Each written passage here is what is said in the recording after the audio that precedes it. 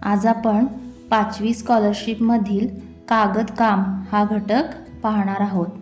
त्यासाठी बघा, कागद हे आपल्याला कोणकोणत्या एककामध्ये सांगता येतात? डझन, दस्ता, ग्रोस आणि रीम। 1 डझन म्हणजे 12 कागद, 1 दस्ता बरोबर 24 कागद, 1 ग्रोस बरोबर 144 कागद, 1 रीम बरोबर 480 कागद। तर याप्रमाणे ही एककं आहेत। तर ही तुम्हाला थोडीशी पाठांतर करावी लागतील किंवा 4-5 वेळा वाचल्यानंतर तुमच्या लक्षात येईल। काय क्रम आहे बघा, डझन हे सगळ्यात लहान एकक आहे, डझन, नंतर दस्ता, ग्रोस आणि रीम, याप्रमाणे एककांचा क्रम लक्षात ठेवायचा। आणि कागदांची संख्या 12, नंतर 24, 144 आणि 480। तर याप्रमाणे ही सूत्र आहेत, ही तुम्हाला लक्षात ठेवायची आहेत। याच्यावर उदाहरणं तुम्हाला दिलेली असतात, त्यामध्ये काय करायचं असते, डझनचं दस्त्यामध्ये रूपांतर करा किंवा दस्त्याचे डझन काढा, किंवा दस्त्यामध्ये दिलेलं असेल तर त्याचं रूपांतर तुम्हाला कागदामध्ये करायचं असते, किंवा कागद दिलेले असतील आणि त्यांचं रूपांतर इकडच्या एककामध्ये करायचं असेल। या वेगवेगळ्या प्रकारच्या उदाहरणांना कसं सोडवायचं आहे, त्यासाठी एक बेसिक गोष्ट आपण लक्षात ठेवायची आहे, ती मी तुम्हाला इथं दाखवते बघा। तुम्हाला काय दिलेलं असेल, कागदांची संख्या दिलेली असेल, तर ती तुम्हाला डझन, दस्ता, ग्रोस आणि रीममध्ये कशी काढायची। आपण संख्या घेऊया। समजा कागदांची संख्या आहे 960। 960 कागद आहेत आपल्याकडं। 960 कागद म्हणजे किती डझन? 960 कागद म्हणजेच किती दस्ते होतील? 960 कागद म्हणजेच किती ग्रोस होतील? 960 कागद म्हणजेच किती रीम होतील? अशा प्रकारे आपल्याला काढायचा आहे। म्हणजे हा प्रकार काय आहे, तुम्हाला दिलेली असणार आहे कागदांची संख्या आणि त्याचं रूपांतर या एककांमध्ये करायचं आहे तुम्हाला। तर आपण पाहूया आता कसं सोडवायचं आहे। 960 कागद आहेत, त्याचे आपल्याला डझन करायचे आहेत। 1 डझन म्हणजे किती आहे? 12 कागद आहे।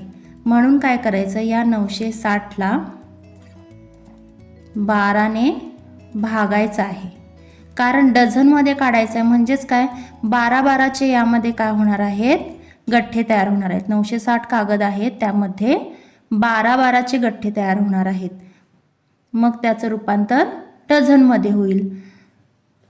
मग आता भागाकार करूया आपण। 12ने इथे भाग जातो, 12 एके 12, 12 अठ्ठे 96 आणि 12 शून्य 0। काय आलं उत्तर? 80 डझन। 960 कागद म्हणजे किती डझन आलेला आहे? 80 डझन। आता आपण दस्त्याकडे वळूया। परत आहेत 960 कागद, त्याचे किती दस्ते, म्हणजे दस्त्याचं तुम्हाला ग्रुपिंग करायचं आहे। 1 दस्ता म्हणजे किती कागद असतात? 24, म्हणून इथे 24ने भाग द्यायचा आहे। 24चा पाढा तुम्हाला येत असेल तर डायरेक्ट भागाकार करा, नाही तर 96 आहे इथं दिसतंय, आणि 24 याला बघा 12ने भाग जातो, अंशाला आणि छेदाला एकाच संख्येने भाग द्यायचा आहे। 12ने 960ला भाग दिल्यानंतर काय आलेलं, इथं आलेलं तेच येणार उत्तर, 80 भागिले 24 भागिले 12 2, परत 80 भागिले 2चं उत्तर किती येईल? 40। म्हणजेच किती दस्ते मिळाले? 40 दस्ते। आता आपण ग्रोसकडे वळूया। पुन्हा 960च आहेत कागद, पण त्याचे ग्रोस किती होणार? 960 घ्या भागिले 1 ग्रोस म्हणजे 144 कागद। आता इथंही 12ने भाग जातो, कारण 144 हा 12चाच वर्ग आहे। 960 भागिले 12 किती आलेलं? 80 आलं होतं इथं, भागिले 144 भागिले 12 किती येईल? 12च येईल। भागाकार करू आपण। 12च्या पाड्यात 80च्या जवळची संख्या कोणती आहे? 72 आहे। 12 संग 72, आता 6 आलेले आहेत 12×72 घेतल्यानंतर आणि बाकी किती उरली याच्यामध्ये 8. म्हणजेच काय 6 हे काय आहेत ग्रोस आहेत. 6 ग्रोस आहेत आणि जी बाकी उरलेली आहे ते काय आहेत सुट्टे कागद.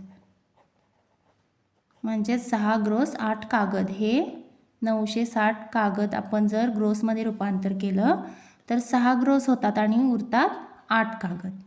आता आपण रीममध्ये रूपांतर करूया. 960 कागद आहेत. एक रीम म्हणजे किती 480 कागद भागिले 12 भागिले 12. 960 भागिले 12 80 येतं. 480 भागिले 12 करूया. 12 चोक 48 आणि ही 0. परत ही शून्याला शून्य गेली. 8 भागिले 4 किती 2. म्हणजेच किती 2 रीम कागद तयार होतील. 960 सुट्टे कागद असतील तर त्याचे 2 रीम तयार होतील. तर अशा प्रकारे तुम्ही व्यवस्थित सोडवायचं आहे. आता आपण डझनमध्ये कागद दिलेले असतील किंवा दस्त्यामध्ये दिलेले असतील, ग्रोसमध्ये आणि रीममध्ये असतील तर त्याचे कागद सुट्टे किती असतात हे कसं करायचं आहे ते पाहूया. 2 डझन कागद आहेत. 2 डझन, डझनमध्ये 2 आहेत, पण एकूण कागद किती आहेत तर काय करायचं बघा. 1 डझन म्हणजे किती 12 कागद. 1 डझनचं उत्तर लिहायचं आणि आपल्याला काढायचे आहेत 2 डझन म्हणून याला गुणिले 2 करायचं. किती येईल 24 कागद. आता दस्ते 2 दस्ते आहेत पण मग त्यामध्ये कागद किती आहेत आधी 1 दस्त्याचं लिहा. 1 दस्ता म्हणजे किती आहेत 24 आहेत कागद 1 दस्त्यामध्ये, पण असे आपल्याला 2 दस्ते मिळवायचे आहेत म्हणून त्याला परत गुणिले 2 म्हणजेच 48 कागद. ग्रोसमध्ये बघूया. 1 ग्रोस म्हणजे किती असतं 144 कागद, पण इथं तर 2 आहेत म्हणून गुणिले 2 म्हणजेच किती येईल 288 कागद. आणि शेवट आहे 2 रीम. 1 रीम म्हणजे किती कागद 480. आपल्याला काढायचे आहे 2 रीम मग गुणिले 2 करायचं म्हणजेच किती येईल 200 2 16 6 हातचा 1 आला 2 चोक 8 आणि 1 9 960 कागद. तर अशा प्रकारे तुम्ही उदाहरणे सोडवण्याचा प्रयत्न करा.